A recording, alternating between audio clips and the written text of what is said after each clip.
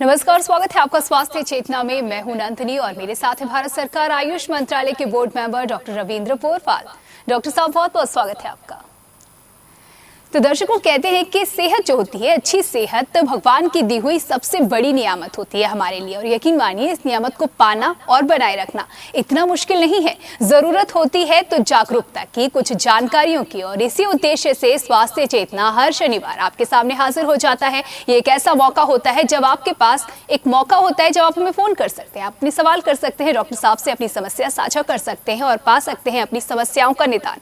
लेकिन बात अगर इन दिनों की जाए तो इन दिनों दौर चल रहा है कोरोना काल का। जी हाँ, हम सभी परेशान हैं इससे और चाहते हैं खुद को और अपने परिवार को सुरक्षित रखना, जिसमें महत्वपूर्ण भूमिका है इम्यूनिटी की। डॉक्टर साहब, मुझे लगता है आप समझ गए होंगे कि क्या आज मैं आपसे जानना चाहूंगी, हमारे दर्शक भी समझ गए होंगे कि कैसे कोरोना के चलते, कोरोना काल में अपनी और अपने परिवार की इम्यूनिटी को बढ़ाया जाए। डॉक्टर साहब, बहुत सारे प्रयास किए जा रहे हैं इम्यूनिटी को लेकर के। इम्यूनिटी की महत्व तो हम समझ चुके हैं, आगे हमें इस दिशा में किस तरीके से प्रयास करने की जरूरत है, इस पर क्या बताएंगे आप? नंदिनी जी, शरीर की इम्यूनिटी मेंटेन रहे, बढ़ी रहे, इसके लिए दो चीजों को ध्यान में रखना है जी। पहला चीज, जो इम्यूनिटी को कम करने वाले तत्व हैं, कम करने वाले कारण हैं, जी जी। उन कारणों से अपना बचाव करें। दूसरा, जो इम्यूनिटी बढ़ाने वाले तत्व हैं, उन तत्वों की शरीर के अंदर वृद्धि करें। बिल्कुल। हम केवल एक चीज को लेके चलते हैं कि जैसे टमाटर खाया, हाँ। हमारा मन में ये सोच होता है हम लाइकोपिन ले रहे हैं, हम टमाटर खा रहे हैं और ये इम्यूनिटी बूस्टर है, हमारी रोग प्रतिरोधात्मक क्षमता को बढ़ा रहा है। लेकिन वहीं दूसरी ओर नंदिनी जी, हम सुबह 10 बजे सो के उठ रहे हैं, एसी में सो रहे हैं, एसी में कंबल ओढ़ के सो रहे हैं, शरीर को ठंड लग रही है, उसका ध्यान न रख के एसी बंद नहीं करने का है, क्योंकि वो स्टेटस सिंबल है, वो हमारी जरूरत उतनी नहीं है नंदिनी जी, वो स्टेटस है। हाँ। हम ठंड लग रही है, कम्बल ओढ़ रहे हैं, लेकिन एसी फिर भी चल रहा है। जी। ये इम्यूनिटी को कम करने वाले कारक हैं। ये वो चीजें हैं जो हमारे शरीर की रोग प्रतिरोधात्मक क्षमता को, रोग प्रतिरोधात्मक शक्ति को कम करती हैं। तो हमें इन दोनों बातों का विशेष रूप से ख्याल रखना होगा, तभी हम एक आरोग्य में, एक निरोगी, एक हेल्दी लाइफ लीड कर सकेंगे। जी जी। तो देखिए, इम्यूनिटी को बनाना भी है और इम्यूनिटी कैसे कम होती है, इस पर भी ध्यान देने की जरूरत है। देर से उठने की बात आपने कही, ये एक वजह हो सकती है। एसी का अनावश्यक इस्तेमाल करते, ठंड लग रही है लेकिन फिर भी चल रहा है। ये वो गलतियां हैं जो हम करते हैं, कभी कभी जानबूझ करके, तो कभी भूलवश कर लेते हैं जानकारी ना होने के चलते। तो और क्या गलतियां हम करते हैं, ये बहुत ही महत्वपूर्ण बात आपने कही कि वो गलतियां जिसके चलते हमारी इम्यूनिटी कम हो जाती है। और क्या बताएंगे इस पर आप? नंदिनी जी, बहुत सारी गलतियां करते हैं जी। जैसे हम सोने के लिए जा रहे हैं, हाँ। ऐसे वस्त्र पहनते हैं, टाइट कपड़े पहन लेते हैं, सिंथेटिक कपड़े पहन लेते हैं, जो हमारे ब्लड सर्कुलेशन पर बुरा प्रभाव डालते हैं। उस बुरे प्रभाव से हमारी सेल्स को, हमारे दूसरे शरीर के इंटरनल पार्ट्स को नुकसान न पहुंचे, इसके लिए बहुत शक्ति खर्च करनी पड़ती है, बहुत इम्यूनिटी बरकरार रखनी पड़ती है शरीर को, जो निरर्थक नष्ट हो जाती है इस छोटे से हमारी गलती के कारण। जी, तो बिल्कुल सोच भी नहीं सकते हैं कि ये भी हमारी इम्यूनिटी को प्रभावित करता है। नंदिनी जी, कुछ चीजें मैं कहना चाहूंगा। आपने बहुत अच्छा प्रश्न पूछा है। जी। हम रात्रि से शुरू करते हैं। बिल्कुल। रात्रि जब विश्राम करें तो बिस्तर साफ सुथरा होना चाहिए। जी। बिल्कुल साफ सुथरा बिस्तर हो। बिस्तर पर बहुत से लोग जैसे रात्रि में चाय पिया, कप रखा है, कप एक किनारे कर दिया, पेन रखा है, पेंसिल रखा है, बेल्ट रखा है, सामान तमाम तरीके के। जी और जी। दूसरे सामान, मोबाइल रखा है, चार्जर रखा है, कान की लीड रखी है, दुनिया भर के सामान रखे हैं। दाल जी। मोठ का पैकेट भी रखा वो भी है, उठा के रख दिया। वो जी। एक किनारे कर लेते। बोले हम तो सोने की जगह से एक किनारे, क्योंकि बिस्तर आजकल बड़े होते हैं। जी। ये चीजें कभी नहीं रखना चाहिए। और हमारे बड़े बुजुर्ग भी कहीं ना कहीं यही कहते आ रहे हैं, अगर उनकी बात पर भी ध्यान दिया जाए तो। यौगिक दृष्टि से इन सब का बहुत नकारात्मक प्रभाव होता है। बहुत से लोग नंदिनी जी तकिया पर बैठ जाते हैं, फिर ये वो गलती उसी है। तकिया को सर के नीचे रखते हैं। ऐसा तकिया हमारे मस्तिष्क के अंदर कुविचार पैदा करता है, डर पैदा करता है, भय पैदा करता है, और ऐसे लोग अक्सर नींद में चौंक जाते हैं, चौंक के उठ जाते हैं। खराब सपने आते हैं इन लोगों को, ऐसे सपने आते हैं कि कोई मार रहा है, कोई चाकू मार रहा है, कोई इनको आहत कर रहा है। जी, नींद प्रभावित, दुष्प्रभावित होती है। जी। और तकिया भी साफ सुथरा होना चाहिए। अगर उसकी रुई अंदर से टूट गई है, तकिया ऐसा हो गया है, आधी रुई एक तरफ आधी एक तरफ, या सिंथेटिक तकिए का इस्तेमाल आप करते हैं तो सतर्क हो जाइए। ये कभी कभार के लिए ठीक है, नियमित रूप से सिंथेटिक तकिए का इस्तेमाल ना करें, क्योंकि इसके अंदर जो वायु भरी होती है वो गंदी वायु हो जाती है, वो महीनों महीनों निकलती नहीं है, और ये गंदी वायु हमारे सर को रात भर सेकती रहती है, बुरे विचारों की तरफ ले जाती है। आनंद और प्रसन्नता के स्थान पर निराशा, नेगेटिविटी, उत्साहहीनता और आत्मविश्वास में कमी पैदा करती है। रात्रि के नींद में ये पूरी रात विभिन्न प्रकार के खराब सपने पैदा करती है। जी। तो इन सब चीजों से क्या है, हमारे शरीर की ऊर्जा, हमारे शरीर की ताकत इनको बैलेंस करने के लिए लड़ती है, और वो ताकत ही तो इम्यूनिटी होती है। वही ताकत तो हमें जीवंत रखती है। तो हमें छोटी छोटी ये गलतियां रात्रि में। अच्छा, और नंदिनी जी, रात में 12 बजे उठ रहे हैं, 12 बजे, शाम को 8 बजे सो गए, 12 बजे बोले पढ़ाई करना है, 12 बजे उठ रहे हैं, फिर मुंह धो रहे हैं, फिर क्रीम पाउडर लगा रहे हैं, फ्रेश हुए, हाँ, फिर एलोवेरा रगड़ रहे हैं। क्या इस एलोवेरा का कोई मूल्य है? कोई लाभ मिल सकता है? रात के 12 मिल बजे। सकता। जी जी। और इसका दुष्परिणाम मिलना है, इसका बुरा प्रभाव मिलना है। स्किन की सेल्स कमजोर होंगी, जल्दी बूढ़ी होंगी, और मेमोरी पर बुरा असर पड़ेगा। इसलिए रात्रि में आप 8 घंटे की कम से कम गहरी स्वप्न रहित और शांत नींद लीजिए।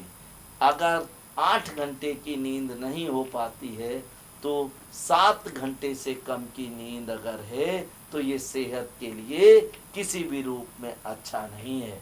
आप रात्रि में जल्दी सोइए, प्रातः जल्दी उठिए। होता नंदिनी जी क्या है, कुछ बच्चे, स्टूडेंट्स या कुछ व्यापारी लोग दिन भर व्यापार किया, रात में आए, खाना खाया, बैठे, थोड़ी देर टीवी देखे, फिर हिसाब बनाने में लग जाते हैं, पढ़ाई में लग जाते हैं स्टूडेंट्स, और 12-1 बजे तक हिसाब बनाते हैं, पढ़ाई करते हैं। लेकिन इसमें गलतियां रह जाती हैं। जो पढ़ाई करने वाले बच्चे हैं उनकी मेमोरी उतनी बरकरार नहीं रह पाती, शार्प नहीं रह पाती है, क्योंकि दिन भर सुबह से दिमाग थका हुआ है, मन मस्तिष्क थका है।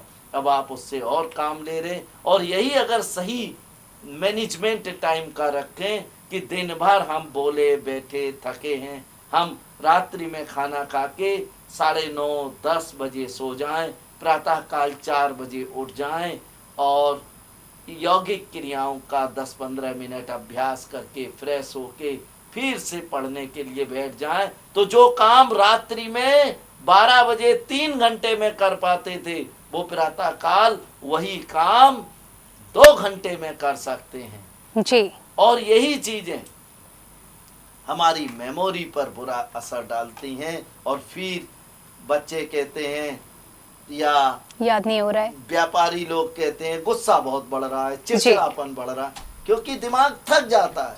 अब आप दिन भर का तगादा लिख रहे हैं, रात में 1 बजे तक, सुबह 9 बजे सो के उठ रहे हैं, ये बायोलॉजिकल क्लॉक डिस्टर्ब हो जाती है। और ये सब बुरी चीजें हम समझ नहीं पाते हैं, धीरे धीरे जीवन का पार्ट बन जाती हैं और हमें अस्वस्थ कर देती हैं। और जब हम समझते हैं, जब तक हमारा विवेक जागृत होता है, तब तक देर हो चुकी होती है और हम जीवन की दौड़ में दूसरे से पिछड़ जाते हैं, दूसरे से पीछे रह जाते हैं।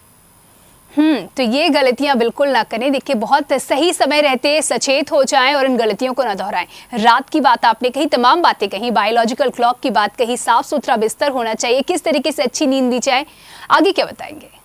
नंदिनी जी, अब रात्रि में 7-8 घंटे की नींद ले ली। ध्यान रखिएगा, स्वप्न वाली नींद उन्हीं लोगों को आती है जिनका बिस्तर गंदा होता है, जिनकी तकिया गंदा होता है, जिनका घर का जहाँ बिस्तर है उसके नीचे झाड़ू रखी है, बिस्तर के नीचे दुनिया भर के गंदे कपड़े पड़े हुए हैं, मोजे पहन के सो रहे हैं। ऐसा नहीं, अपने ढीले वस्त्रों के साथ या कम वस्त्रों के साथ रात्रि के भगवान को प्रणाम करते हुए निद्रा की आगोश में जाना चाहिए, बाईं करवट सोना चाहिए। और फिर जब नींद आ जाए उसके बाद चाहे नींद में बाईं दाईं हो जाए, कोई इशू नहीं, सोते समय हम बाईं करवट में लेटें। दूसरा, प्रातः काल सूर्योदय के पूर्व उठ जाएं, फ्रेश होके मंजन करके आप 10 से 15 मिनट तक योगासन करें। नंदिनी जी, लोग घंटों व्यायाम करते हैं। एक और बड़ा गलत परंपरा शुरू हो गई जी। 11 बजे सो के उठेंगे, फिर नहाएंगे नहीं, शाम को नहाएंगे, शाम को एक्सरसाइज करेंगे। क्या ये एक्सरसाइज कोई हित कर सकती है? नहीं कर सकती। ये लीवर को डैमेज करेगी, ये बॉडी की इम्यूनिटी को कम करेगी, जो हमारी डाइजेस्टिव ग्लैंड्स हैं, हमारा मेटाबॉलिज्म है, हमारा एंडोक्राइन सिस्टम है, वो सब को नुकसान पहुंचाए। अब ये लोग क्या करते हैं, सुबह नाश्ता भी कर लिया, लंच भी कर लिया, शाम को नहाया, बोले एक्सरसाइज कर रहे हैं, जिम जा रहे हैं और जिम में घंटों पसीना बहाते हैं।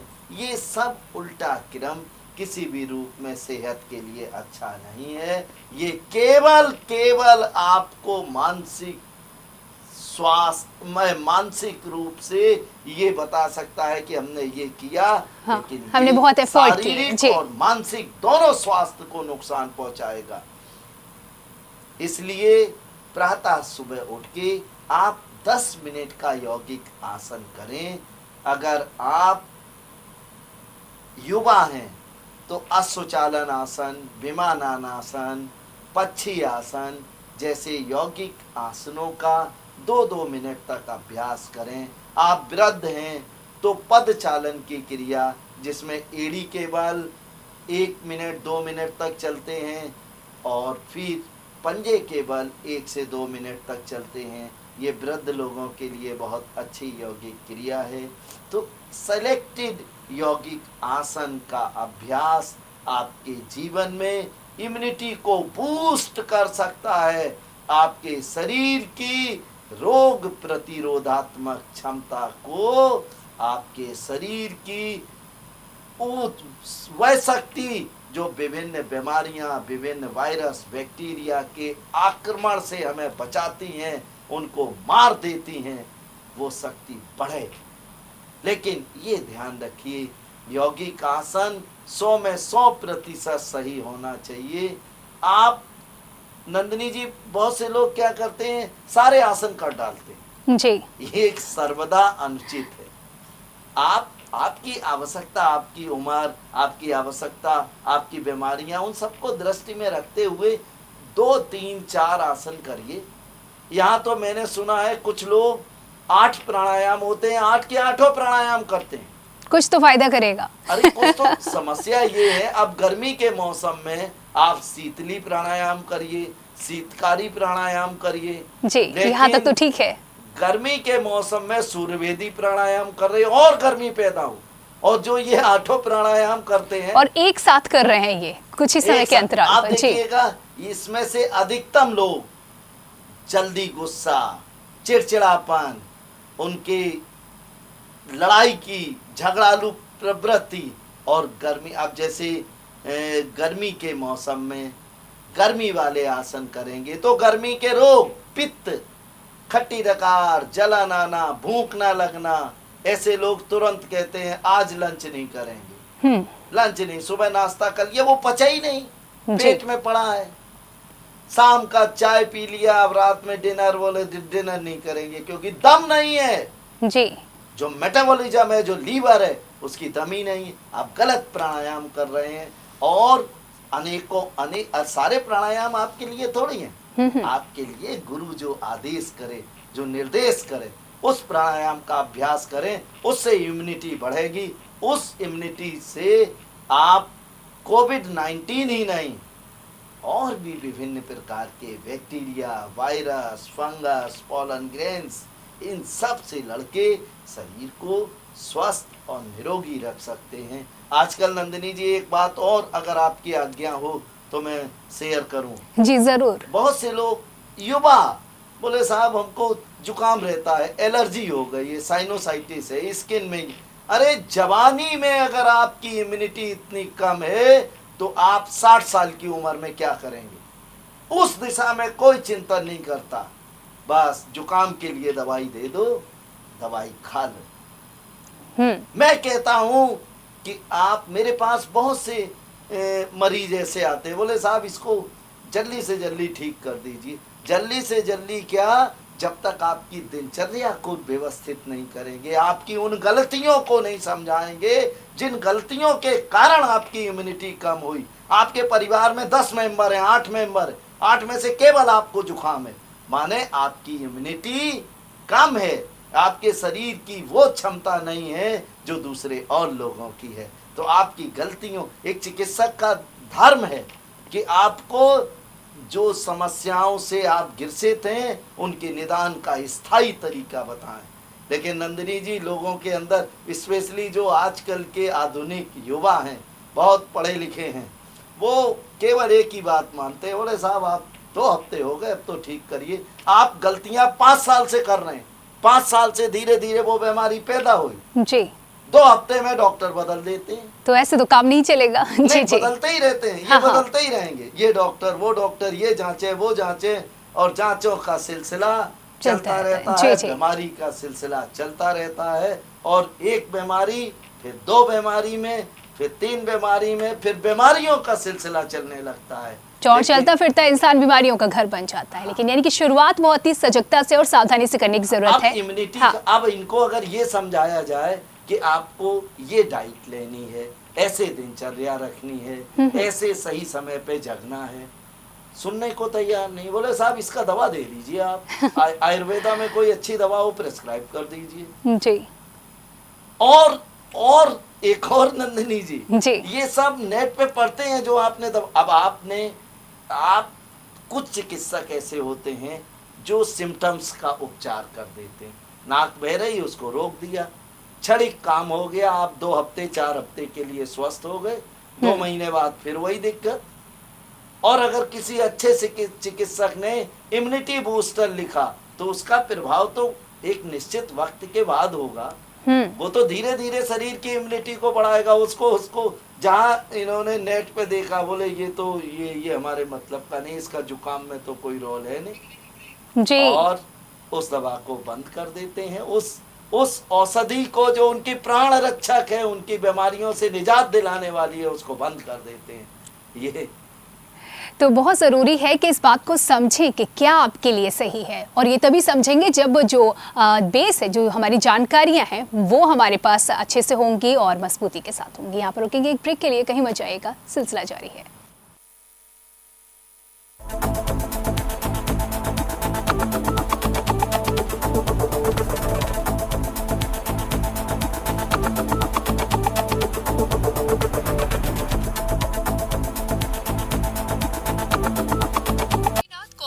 फार्मेसी द्वारा 100% रोजगार प्रदान करने वाले courses B pharma, D pharma, nursing courses, paramedical courses, two technician, lab technician, x-ray technician, AICTE एवं PCI नई दिल्ली से मान्यता प्राप्त।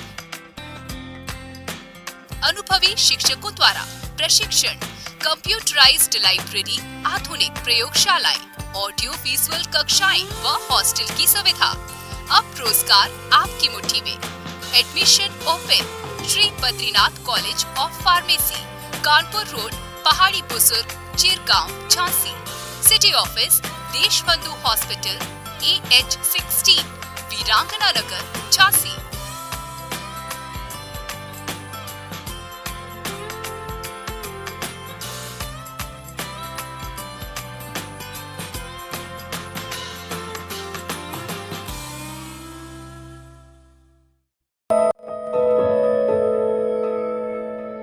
प्रिय ग्राहक, हम आशा करते हैं कि आप और आपका परिवार सुरक्षित एवं स्वस्थ होगा। अब आप अपने घर के सुरक्षित वातावरण से भी अपने मासिक केबल बिल का भुगतान हमें ऑनलाइन पेमेंट विकल्पों के द्वारा कर सकते हैं। आपको बस इतना करना है कि www.paytvnow.com पर जाकर अपने credit card, debit card, RuPay card, net banking, UPI व पेटीएम आदि के माध्यम से अपने मासिक केबल टीवी बिल का भुगतान करना है। अधिक जानकारी के लिए अपने डैन केबल ऑपरेटर से संपर्क करें। LIC हाउसिंग फाइनेंस लिमिटेड लाए हैं अन्य बैंकों की तुलना में कम दर पर home loan, commercial property loan, building construction loan, आराजी, प्राइवेट, KGA, आवास विकास, किसी भी तरह के लोन के लिए संपर्क करें। साथ ही साथ कानपुर से भी अन्य जगहों पर लोन के लिए जैसे अकबरपुर, औरैया, इटावा, फर्रुखाबाद, कन्नौज, बांदा, उन्नाव आदि जगहों के लिए भी संपर्क करें। Satyendra Prajapati, LIC housing finance limited, 8433334817 7754834818। मुद्दा एक, बहस एक, नतीजा क्या होगा? कोरोना से तो बचेंगे, पर तरीका क्या होगा? अड़ी का मंच, कोरोना पर जबरदस्त पंच। देश के दिग्गज बताएंगे वायरस को कैसे हराएंगे। अड़ी, क्योंकि हमें है देश की पड़ी। शाम 6 बजे TV9 भारतवर्ष पर। अब तो देखना ही पड़ेगा। धन्वंतरी सुपर स्पेशलिटी हॉस्पिटल, दक्षिण कानपुर का एकमात्र super speciality hospital, CGHS, QCI और NABH द्वारा प्रमाणित। दक्षिण कानपुर में सभी तरह के विशेषज्ञों से सुसज्जित एकमात्र super speciality OPD, round the clock critical care expert द्वारा कवरेज एवं अत्याधुनिक मशीनों से लैस ICU। कानपुर के एकमात्र विश्व स्तरीय super speciality fully SS modular OT, सभी प्रकार के कैंसर का विश्व स्तरीय इलाज। न कूटनीति की बात, न राजनीति का युद्ध, हम आप सब कोरोना के विरुद्ध। कोरोना का जिक्र है, हमें आपकी फिक्र है। कोरोना अपडेट भी दिखाते हैं, उससे लड़ना भी सिखाते हैं। देखिए फिक्र आपकी, रात 9 बजे TV9 भारतवर्ष पर। अब तो देखना ही पड़ेगा। एक बुलेटिन में हर खबर, देश के नंबर 1 न्यूज नेटवर्क का number 1 news bulletin. News top 9 रोज सुबह 7 बजे और शाम 7 बजे। जुड़िए संसार से हमारी रफ्तार से, सिर्फ TV9 भारतवर्ष पर। अब तो देखना ही पड़ेगा। स्पेस मून सिटी झांसी, प्राकृतिक वातावरण में वैभवपूर्ण जीवन शैली का अवसर। 24 एकड़ की township, independent Vilas, 2, 3 and 4 BHK flats ready for possession. Beautiful lush green garden, club with swimming pool, shopping complex, gated complex, 24/7 power and water supply, high-tech security with CCTV, easy home loans available from SBI Bank, Axis Bank, ICICI Bank, LIC HFL Bank. Contact at 6306654 94511 99505. देश के खिलाफ कोई भी आवाज अब नहीं है बर्दाश्त। राष्ट्र से बड़ा कौन, अब नहीं रहेंगे मौन। परवाह देश की, सोमवार से शुक्रवार रात 10 बजे TV9 भारतवर्ष पर। अब तो देखना ही पड़ेगा। क्या माओ को भरी दोपहर में बच्चों का इंतजार करना पड़ता है? क्या पापा लोगों को सर्दी की सुबह में बच्चों के साथ स्कूल बस का इंतजार करना पड़ता है, जिससे बच्चे बीमार हो जाते हैं? क्या महीने में 2 से 3 बार आपके बच्चे की बस ट्रैफिक में फंस जाती है, या फिर किसी कारण से बस रास्ते में फंस जाती है और आपको कोई अपडेट नहीं होता, न कोई जानकारी होती है? अब इन सभी समस्याओं से आपको छुटकारा दिलाएगा Tracksure. Provides you solution. Next to real time tracking के साथ है ट्रैकश्योर। किसी भी एक्स्ट्रा डिवाइस की जरूरत नहीं है। वैन या बस में लेटेस्ट टेक्नोलॉजी गूगल API का इस्तेमाल करते हैं हम। SOS button for emergency calling to transport incharge. Traffic alert notification यदि स्कूल बस 5 मिनट भी देरी से आए, स्कूल पहुंचने का और स्कूल से निकलने का नोटिफिकेशन आएगा। ट्रैकश्योर है अब गूगल प्ले स्टोर पर उपलब्ध। श्रीलकन साड़ीज, कानपुर का जाना माना नाम, जिसके पास है डिजाइनर साड़ियों, ब्राइडल लहंगों व साइड लहंगों का नायाब व विशाल संग्रह, जो आपको बना दे दीवाना। श्रीलकन साड़ीज, जो हर खुशी के पल में है आपके साथ, इस बार भी दे रहा है आपको ब्राइडल लहंगों व साइड लहंगों पर फ्लैट 30 से 50% का डिस्काउंट। आपकी खुशी हमारा हक है।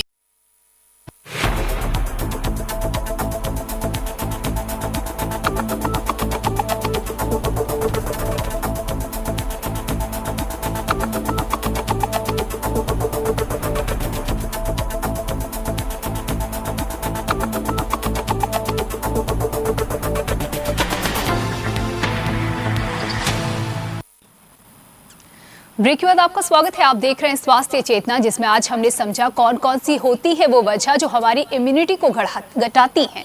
अब अगर इन्हें बढ़ाने की जाए तो डॉक्टर साहब क्या बताएंगे आप हमारे दर्शकों को? नंदिनी जी, अभी हम लोग सुबह उठने की बात कर चुके हैं जी, कि आप सुबह उठ के 10 मिनट यौगिक आसन, प्राणायाम, ध्यान 10 से 15 मिनट का वक्त इसमें जरूर लगाएं। ये इम्यूनिटी बढ़ाने के लिए, मन मस्तिष्क को एकाग्र और शांत रखने के लिए आवश्यक है जी। इसके बाद आता है वक्त नाश्ते का। नंदिनी जी, बहुत महत्वपूर्ण और बारीक बात मैं बताना चाहता हूँ जी। सबसे पहले आपने पूछा है कि इम्यूनिटी बढ़ाने के लिए क्या किया जाए, क्या नाश्ता किया जाए, क्या आहार लिया जाए। जी, देखिए, कोविड-19 के संक्रमण के समय अगर आप 10-15 दाने अंकुरित मेथी को लोग पानी में भिगो के खा लेते हैं कि वजन कम करेगी। ये सुबह सुबह खाने से लीवर पर बुरा असर होता है और हमारी भूख कम हो जाती है।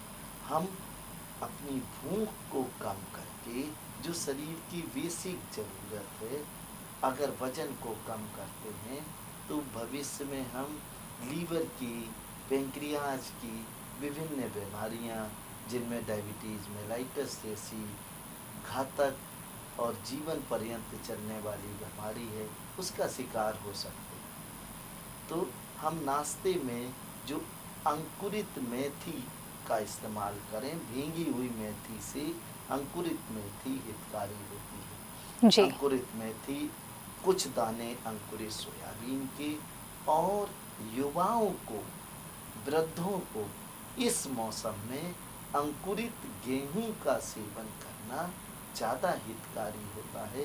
जिनका पाचन तंत्र कमज़ोर है वो अंकुरित चने के स्थान पर सोयाबीन का इस्तेमाल करें, प्रयोग करें। तो मेथी, सोयाबीन और अंकुरित गेहूं का सुबह खूब चबा चबा के खाएं। इसके साथ आप कोई फ्रेश फ्रूट जूस पी सकते हैं। आप फ्रेश की बात कर रहा हूँ नंदिनी जी। अगर आप कहेंगे कि डिब्बा बंद में क्या फ़र्क होता है तो वो भी मैं बता दूंगा जी, क्योंकि अमूमन लोगों को डिब्बा बंद इस्तेमाल करना आसान होता है। डिब्बा बंद एलोवेरा पी रहे हैं, डिब्बा बंद आंवले का जूस पी रहे हैं और सोच रहे हैं हमारी इम्यूनिटी बढ़े। इम्यूनिटी जैसी थी वैसे ही है और घट हो रही है। इन सब के इस्तेमाल के बावजूद जी जी इन सबके इस्तेमाल से और घट रहे हैं। जी जी, ये बहुत अब गौर देखिए- करने वाली बात है जी। हाँ, मैं आप कहेंगे, आदेश करेंगे तो जरूर बताऊंगा। बिल्कुल, क्योंकि जब तक समझेंगे नहीं तब तक मुझे नहीं लगता यकीन आएगा। तो आप फ्रेश फ्रूट जूस पी सकते हैं, आप लाइकोपिन वाला टमाटर का सूप पी सकते हैं। टमाटर के सूप में कुछ नहीं करने का, टमाटर को उबाल लीजिए, छान लीजिए और उसमें भुना जीरा और सेंधा नमक या काला नमक डाल के अगर आवश्यकता है उसको घूंट घूंट पी लीजिए, स्वादिष्ट भी लगता है। अब देखिए खूब भरपूर मात्रा में लाइकोपिन गया, बहुत बड़ी मात्रा में हमारी मिनरल्स और विटामिन्स गए नंदिनी जी, और जो अंकुरित अनाज था उसमें प्रोटीन के साथ साथ विटामिन ई, जिंक जैसी चीज़ें गई जो इम्यूनिटी बूस्टर का काम करती हैं। तो ये कंप्लीट हमारा ब्रेकफास्ट हो गया। इस ब्रेकफास्ट के 1 घंटे बाद, अब देखिए ये तो हमारी सशक्त बनाने के लिए हो गया। अब दिनचर्या को चलाने के लिए आप क्या करिए कि मैं पहले भी कई बार बता चुका हूँ, अलसी को तवे पे या कढ़ाई में भून लें। 200 ग्राम अलसी को बिल्कुल बारीक पाउडर बना लें। बहुत से लोग नंदिनी जी ये भूल करते हैं, अलसी को ऐसे ही बोले चबा लेंगे तो 10-20% अलसी के दानों को चबा पाते हैं, ऐसे ही निगल लेते हैं। अलसी पे जो सीड कोट होता है उसको पचाने की, उसको गलाने की क्षमता इंसान के पाचन तंत्र में नहीं होती है। वो अलसी जैसे खाओगे वैसे ही स्टूल के साथ पास आउट हो जाएगी। तो अलसी को बारीक पीस लें। अब इसमें 100 ग्राम आंवले की रसायन, ये बाजार में आयुर्वेदिक दवा की दुकानों पर मिलती है। ये आंवले का चूर्ण होता है जिसमें आंवले की भावना होती है। आंवले की रसायन और 100 ग्राम अश्वगंधा का चूर्ण, इन तीनों चीजों बीच को में मिला के, जी। इन तीनों चीजों को मिला के रख लें। 1 चम्मच पाउडर 1 गिलास दूध के साथ, फीके दूध के साथ पी लें। बहुत सुंदर नाश्ता हो गया। और यहाँ पर एक कॉलर हमारे साथ जुड़ चुके हैं, जानते हैं उनसे उनका सवाल। स्वागत है आपका स्वास्थ्य चेतना में, अपना नाम बताएं, सवाल करें। हेलो हेलो, हमारा नाम विनोद है। जी विनोद जी, स्वागत है आपका, सवाल कीजिए। अरे हमारा पेट नहीं सही रहता है।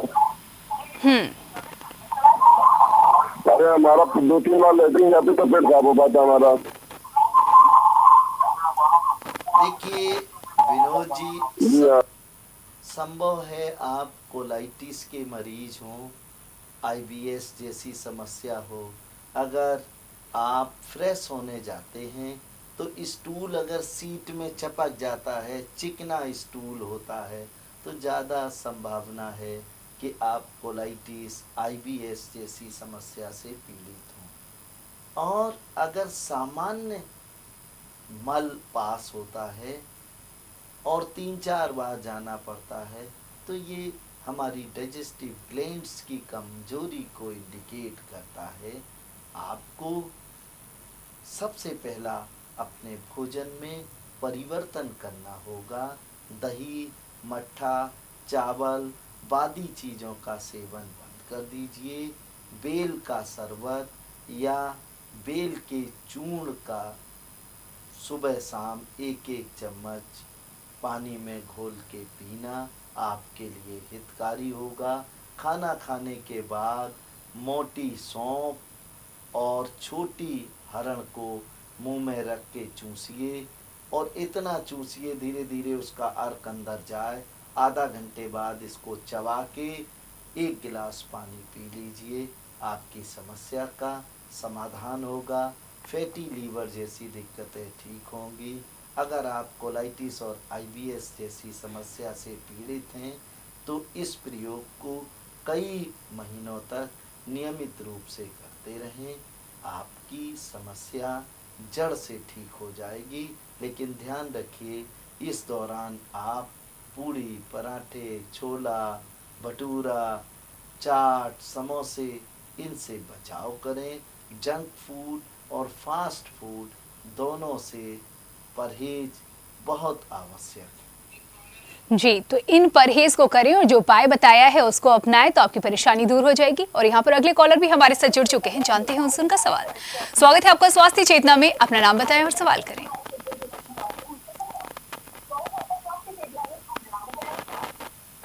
हेलो हेलो हेलो जी जी, स्वागत है आपका, सवाल कीजिए। हाँ, मेरा नाम विभा है। जी हाँ, विभा है मेरा नाम। जी विभा जी, सवाल करें। और गैस बनती है पेट में, एसिडिटी बनती है। जी विभा जी, आप सुबह उठ के खाली पेट 1 चम्मच कच्चा जीरा चबा चबा के पानी को पिएं। कच्चा जीरा चबा के आप जब पानी पिएं तो आधे घंटे बाद तक कुछ खाएं नहीं। इससे अतिरिक्त पित्त जो स्टमक में इकट्ठा होगा वो नीचे न्यूट्रल होके निकल जाएगा। दूसरा, भोजन में गरम मसाला, हरी मिर्ची, लाल मिर्ची, रिफाइंड ऑयल बिल्कुल बंद कर दें। अरहर की दाल या मैं कहता हूँ कोई भी दाल ना खाएं, केवल सब्जी और चपाती खाएं। आप रात्रि में सोते समय गुलाब की सूखी पत्तियों का पाउडर बना लें और 2 चम्मच पाउडर ठंडे दूध के साथ सेवन कर लें। ठंडा दूध 1 गिलास हो, 1 कप हो, और अगर उसकी मात्रा बढ़ानी हो तो उसमें पानी को मिला लें।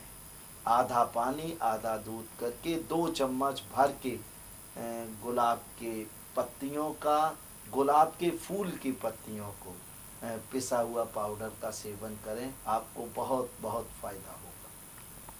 हाँ, तो आप करिए, इस नुस्खे को आजमाइए, ज़रूर से ज़रूर लाभ होगा, ऐसा हम आपसे कामना करते हैं और निश्चिंत रहे, लाभ ज़रूर होगा। तो डॉक्टर साहब, जिस तरीके से आप बता रहे थे नुस्खा आपने बताया था इम्यूनिटी को बढ़ाने का, दोपहर के लिए खास इम्यूनिटी मेंटेन रखने के लिए, आगे क्या बताएंगे? अगर दोपहर की खाने की बात हो तो क्या खास ऐसा हम अपने रूटीन में शामिल कर सकते हैं, अपने भोजन में शामिल कर सकते हैं जिसके चलते इम्यूनिटी? नंदिनी जी, दोपहर के भोजन में हमें दाल और कम से कम 1 पत्तेदार सब्जी का सेवन जरूर करना चाहिए। पत्तेदार सब्जी लगभग 1 कटोरी भर के खाएं।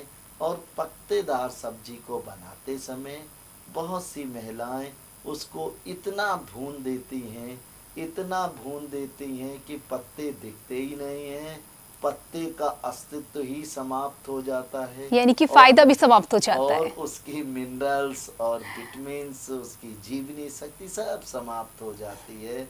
हम जीभ के बसीभूत होके उसको खा लेते हैं। तो ज़्यादा कोशिश ये करें, पकाना जरूरी है, उसको भूनना जरूरी नहीं है, उसको नष्ट कर देना जरूरी नहीं है। हरी सब्जी दाल के साथ चोकर युक्त आटे की आप चपातियाँ खाएं। खाना खाने के तुरंत बाद पानी ना पिएं। मोटी सौंफ और छोटी हरण का सेवन हितकारी है खाना खाने के तुरंत बाद। बहुत से लोग नंदिनी जी खाना खाने के तुरंत बाद ही इधर खाना खाया, गिलास दूध का रखा है पी लेते हैं। ऐसे लोग अक्सर फेफड़ों की बीमारियां, सांस की बीमारियां, गुर्दे की बीमारियां और पेट में विभिन्न प्रकार की गैस, कोलाइटिस, हाइपर एसिडिटी जैसी समस्याओं से पीड़ित रहते हैं। इसलिए खाना खाने के तुरंत बाद दूध नहीं पीना चाहिए।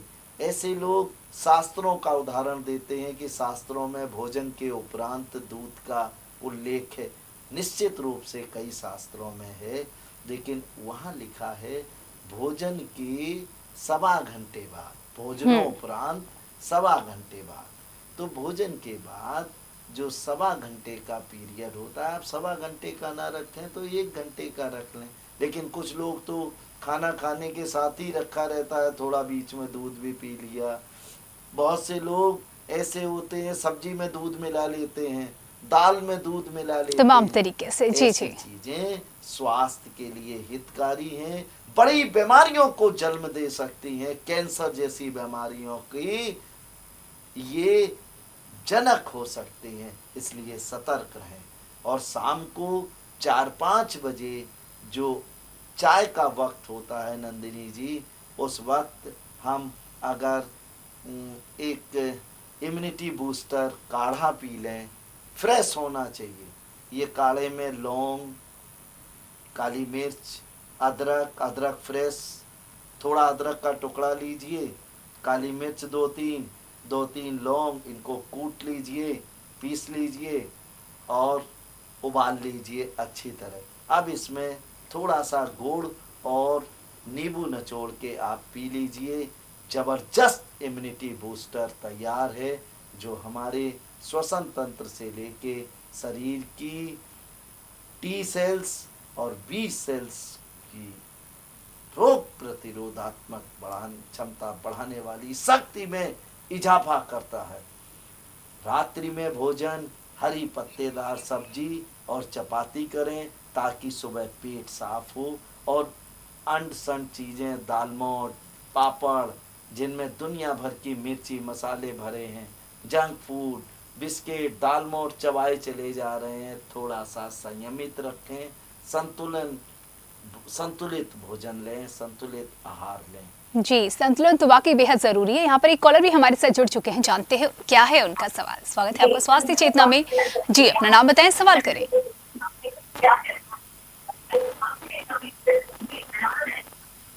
हेलो। हाँ जी, स्वागत है आपका, सवाल कीजिए। जी हम किरण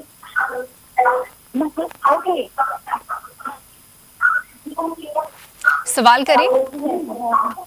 जी हम नाम से बोल रहे हैं। हाँ जी, आप सवाल कीजिए, क्या पूछना चाहती हैं? जी मैम, मेरा सर दर्द किया रहता है, घूमता रहता है, उसका कोई।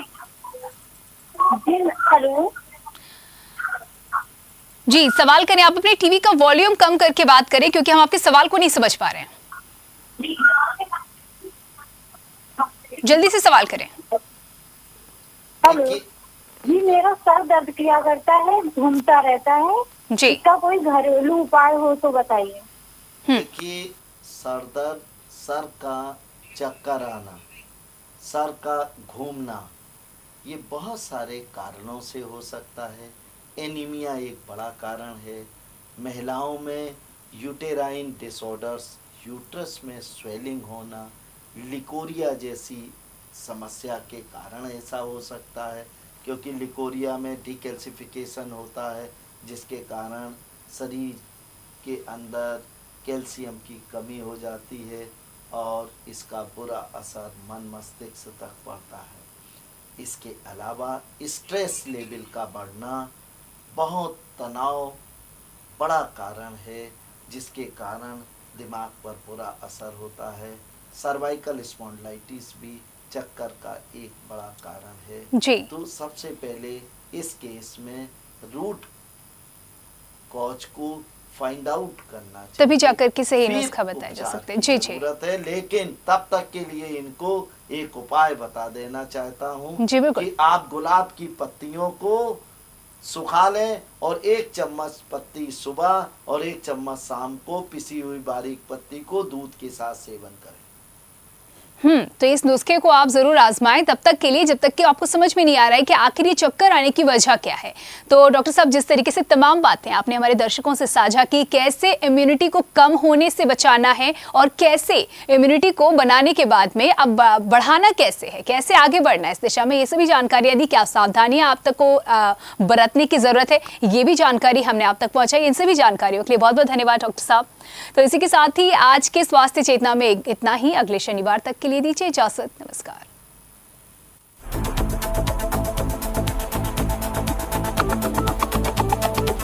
Grand Keith hotels,